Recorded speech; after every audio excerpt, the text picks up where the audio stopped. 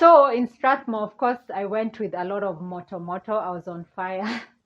I mean, it's those times where you're looking, you of course you're there to study, but at the same time, this is where you're meeting men, like you look around and you want to see. I don't even know why I was thinking like that, like which guy, nani ataweza.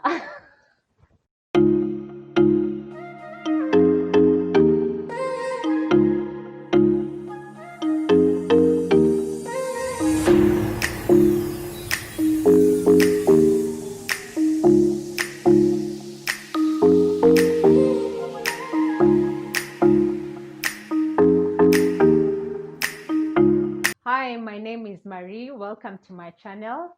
I am a mom of two.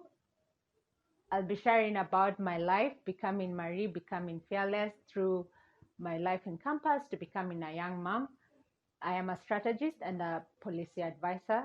I look forward to sharing with you about my life, to make you laugh, to laugh together, to cry together, and to learn together. Welcome, my sister Terry. Thank you, my sister Marie.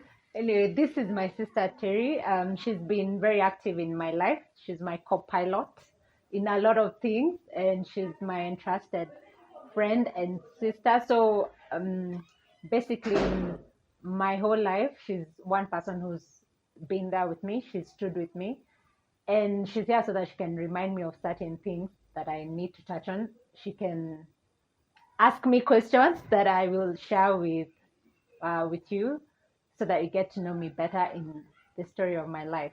And I'll begin from when my dad died. I was in class 4, and I remember before he died, I was telling him that I'm not going to go back to a certain school, that I was in a public school, so I just kept on telling him, I'm not going to go back to that school, and he had promised me I'm not going to go back to that school. And he'd taken before I went to that public school, I was in a private school, so I did not understand why I'm going to a public school again. And I was like, I'm not going to a public school again. And my dad promised me that I will not go back to that school. So he fell sick, he fell ill, and true to it, he passed on, and I did not go back to that public school.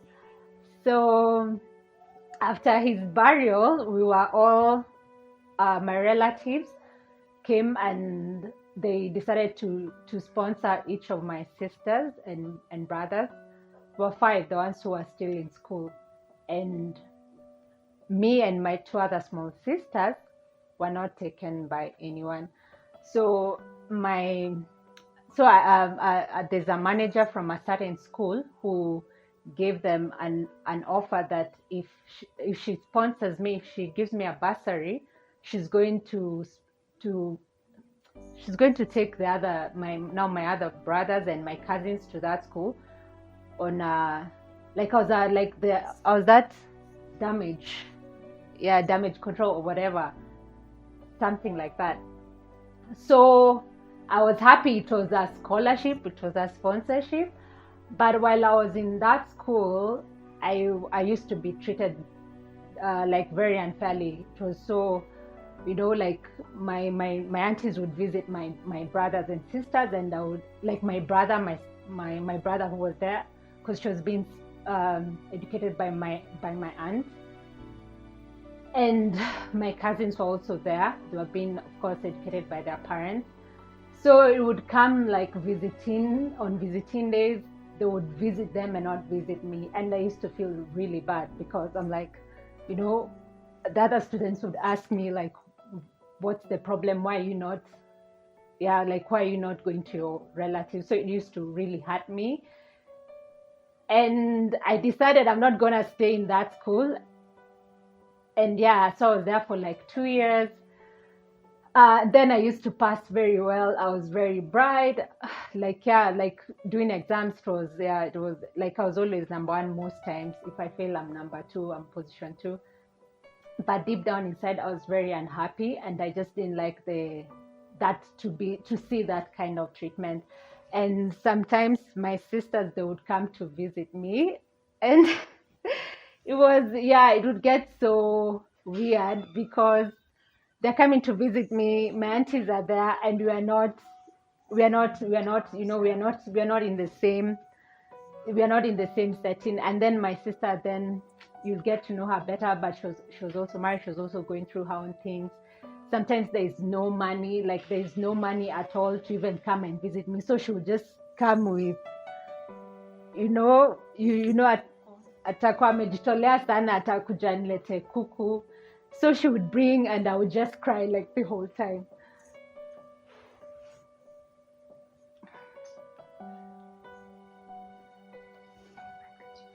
Yeah, because I could not understand like how life had changed drastically from my dad being there, my dad being, like when my dad was there, we really never struggled much. Like there are basic things we never ever lacked, we never even knew there are certain problems in life. So it was such a shock in my life to see that these are my like this is my brother, this is my cousin, we are being raised together and you're being treated differently. So literally I was rejected, but I did not reject myself, and God did not reject me, because I decided I'm not just going to go back to that school. And I told my mom, siendi hiyo shule tena, I'm not going back. So when we went for holidays, people opened, everyone went back to school. I decided I'm not going. My mom talked to me, she's like, no, just go, it's a bursary and all that and all that. So I told them, fine, if I go back to that school, first of all, no teacher should ask me where I was during the tuition period. Like I gave my ultimatums, and I was like, yeah, and when I go, I don't want to be disturbed anymore. I don't know what I was being disturbed with, but yeah, so true to it, I went back. And the next morning, the lady, the manager who was, the owner of the school, called me, and she was like, so who do you think you are? She called the headmaster and the head teachers, for both, like the ladies, the boys and the girls, and they came, and the matron. Amazingly, they were all my friends. Like they were all my friends. They used to love me so much. So she told them, in front of all these teachers, I have revoked your bursary and I'm not going to sponsor you anymore. So me, I was like, wow, thank you so much. Thank you so much. Thank you so much. I appreciate for the time that you sponsored me, and I bless you, and may God bless you. And I was like, I was happy. Like I was really happy. So she was like, the bus to drop me. I was like, fine. Then when I'd packed my things, she came and told me, remove that. What were they called? The trunks. The boxes that you use when you're in a boarding school. The metal ones. Yeah, the metal ones. And then I had inherited it from my sister. She had it in high school. So yeah, so there we were. She was like, she opened it with a stick, and she's like, your auntie has said you should not take any books that were given to you by your cousin, and any book that belongs to this school, leave them. I was like, take everything, it's fine, it's fine. So they removed everything, and I went home. The bus dropped me home. So I was laughing, like I was crying and I was laughing at the same time. I was feeling like my heart is so content, like my life is beginning. I was so happy. So we go home. My mom sees me. She's like, now talking to me in Kikuyu. She's like, she called like, what is the matter? Like, nike oreda. And I'm like, mom, mi si mjinga, mi najua naweza pass ile shule yote yenye nitakuwa. So kama ni kama kwa shule ndo itatuma you pass your exams and go to a better school, that was not the school for me. And I'm ready even to join a public school and I'll pass. So, but I also told my mom, I was like, but mom, mi najua ile shule yenye mi nataka kwenda. I know the school that I want to go to. Yeah, and she was like, which school? So I told her, I'll tell you later which school I wanted to go to. So my big sister, this one, and Tony, my big brother, come, they start talking to me. They're like, oh, Marie, like, what are you doing? like kwa nini unafanya hivyo? Then they're like, no, they started thinking, which school will they take me to? They are thinking of this school in a very local area, like, what was it called, Terry? Graduates, yeah, some very funny school. And I'm thinking, mimi niende huko siendi. I was like, nitaenda Garrison. I was like, nitaenda Garrison. Me, I'll go to a public school and I'm comfortable with that. Then I told my mom, may I want to go to Gilgil Hill School. In fact, before my dad died, I told my dad, may I want to go to Gilgil Hill School. This, yeah, it was a posh school. It was, it still is, yeah. And my aunties called me and they were like, oh, umekata shule, sasa utapiga umalaya or what? Utazurura and things like that. And then they were like, usiwai kanyaga kwangu and things like that. And I was just like, yeah, like ni sawa, it's fine, And anyway, through life, we had already been used to seeing this, like through the times when my dad was sick and life had changed. They used to treat us differently. Like we used to go for Sunday outings, all of us together. Now it came to, if we want to go with them, we have to pay. And my dad would tell us, like, no, don't go, stay at home. Yeah, so we had started seeing this kind of just, rejection and mistreatment in a kind of way. But anyway, so here we were. I've gone home. I'm telling my mom the school that I want to go to, and my mom said, let's pray. So we prayed with my mom, and the next day in the morning, my mom told me to get up. We go somewhere. So I got up. And yeah, I didn't even I showered, I got up and I followed my mom. So we are walking, we walked to the school, to my dream school. And there we go, and we find the principal. God bless her soul. And yeah, and they have a small chat with my mom, like 10-30 minutes or something like that. Then the next thing I know, she told me, she was like, from now henceforth, I'm going to take you through school and yeah, go write the shopping list of everything that you need and anything that you want and report to school when you're ready. It was on a Thursday. I will not forget. I was like, oh my God. I was so happy. I cried. I'm like, oh my God. And it was just a miracle, it was just a miracle. And we went and I wrote my shopping and she gave me her driver to take me to go and shop.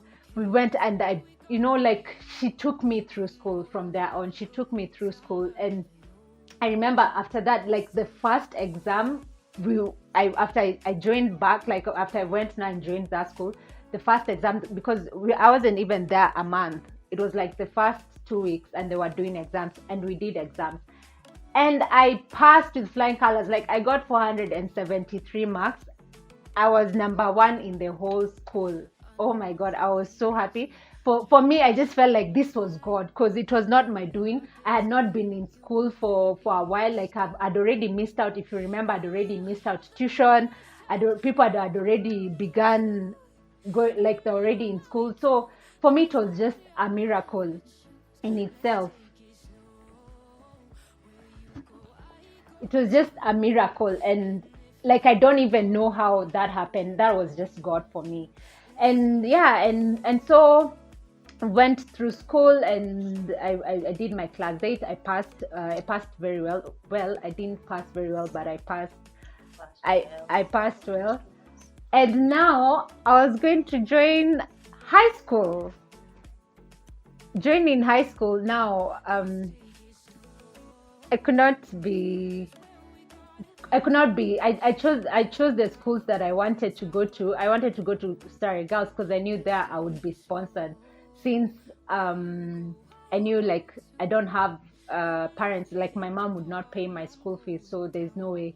I wanted to go to an expensive school, and at the same time I wanted to go to a school where I'll be appreciated and I can focus and maybe find people who are like you, something like that. Because I knew Starry Girls, people are sponsored, and it's a national school.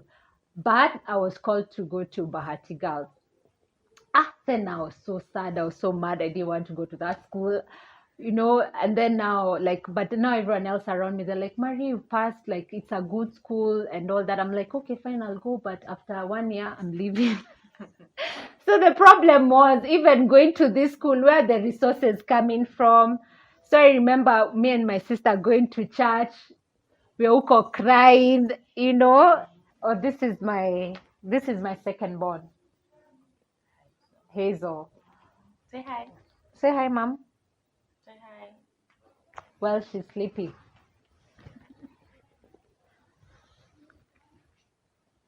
She loves her mom. Anyways, so joining high school, we went to church to pray with my sister for school fees and all those things. And so, in my second term of school, when I was in form one, there's this the group called Starfish Africa. Two representatives from Starfish Africa came to my school and they wanted to meet me. They asked who's Marie. So when they met me, they were like, they've come to sponsor my education till form four. And that's how I went through high school. They sponsored everything. They took care of my textbooks, everything. They took care of my shopping. They practically adopted me, because they were sponsoring specific students. And how they found me is because I'd applied for Starehe and they were drawn to my name. And that's how I got that scholarship. Thanks be to God. Yeah, so that was it with high school. And after high school, I took a break for like 7 months and joined Strathmore University. And that's where adulting began. I was so naive. So in Strathmore, of course, I went with a lot of moto. I was on fire. I mean, it's those times where you're looking, you of course you're there to study, but at the same time, this is where you're meeting men, like you look around and you want to see. I don't even know why I was thinking like that, like which guy, nani ataweza. Yeah, so I spotted a few. Yeah. Alikuwa shopping. Oh my God. Anyways, but at the same time, I was studying. But I think it's just those things. You're naive and you want to be loved, and yeah, and like I'd never been in a relationship per se, where you're in a you're dating someone. I've never been in healthy relationships. I didn't know what healthy was. Na macho ilikuwa ya nini? Mpaka niliuma mguu kwa sababu ya story. Mato now, hata sijui kwa nini nilimpe. Like I was still in high school by the time I loved this guy. I still have a scar. Niliuma kwa sababu yake. Yeah, I'm sorry. Hey. Okay. But yeah, that's the thing. Daddy issues. Like, I think I was always attracted to a type of men. Tall, not dark. They didn't have to be handsome either. They just needed to be tall. And, like, I feel like they would protect me. So it's really daddy issues. So anyway, that's why I knew I spotted a few things, a few people, and true to it, come the next semester, my spottings bore fruits. Yeah, in a nutshell, my spottings bore fruits, and it's from that entanglement, I got into this relationship of friends with benefits, and so, but this person, I introduced him to my family, and we're in an open relationship, and and yeah, so my sisters met this person. We were like, yeah, we're in a relationship, but it was open. But I also wanted it not to be open. It reached a point I didn't want an open relationship, and I want exclusivity, and that's where things were not working out.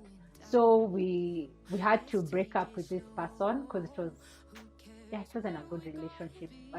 So we had to break up with this person, and when we broke up, we both went our separate ways, and the separate ways never worked because we would still get entangled in with each other's lives. Like, would still meet in the club and fight, would still, like, it was just so crazy. Would always try to like show each other we have both moved on, yet, like, we'll be with different people, but yet again on the side we're still together. Like, it was messed up was the word. And I just don't understand why we couldn't just like leave each other and go like our separate ways fully. So I decided, I was like, you know what, the only way this relationship will work out for me, for it to end and end completely, is if I leave the country. And so I started looking for scholarships and sponsorships towards leaving the country. And by then I had already joined the University of Nairobi. So I was doing Strathmore and I was in the University of Nairobi. I was doing both. Imagine, with all, sometimes I look back and I'm like, with all that time that I had, instead of being busy with both, I was just being busy in a relationship. Like, really, what was that? But anyway, it's called being naive, and also just adulting. Everyone's story is different, and this is my story. Let's not forget, this is my story. You choose your own story. So, well, I joined. I got a call one afternoon from my cousin, and she was like, "Oh, there's this scholarship that is being given, and I've been asked to ask you if you want it." I was like, "What? I want it! Like, I want to leave this Kenya. I want to leave this country. My life is not in Kenya. I just want to leave." And so here I was, ready to, like, I was so happy. I applied for the scholarship. Then guess what? Of course, I have to I have to make my entanglement know that I am leaving the country. I am going. You're not seeing me again. And so I shared this information with that person. And guess what? It's like our relationship was reborn. We became so, like, we became in such a close relationship again. Like, we're all up and about, being all in each other's business, being so, it's like we were dating again. But me, I was like, I mean, it's the last round. At the end, like, I'm leaving, so I might as well enjoy with him now, since I'm going anyways. So I remember this guy's telling me at the, we won't be shocked if you go to China, and this man will be coming to visit you. You'll be actually sending him tickets to come and visit you, or you'd be flying in without telling us because you're coming to see this guy. Yani, I was that in love, surely. Well, I'm being told I was crazy, but anyway, me, I was crazy in love, whatever you want to call it. Yeah. So I'm ready to go for my sponsorship and scholarship, and I had to wait like 3 months so that I leave. I don't know why they didn't make it immediate. Otherwise, something should not have happened. But anyway, so I'm going. It reached a point where I'm going for my medical checkup for my visa, and there was, because even the pregnancy was a routine because of the visa, and because also with the scholarship, the minute you get there, they'll do a pregnancy test again, just to make sure that you're not pregnant when you go to that country. Otherwise, you'll be deported. Trust me, I didn't know all these things. So this doctor tells me, "Oh, congratulations, you're 3 months pregnant." "No, you're pregnant." I'm like, "What do you mean I'm pregnant?" I'm like, "No, this can't be happening."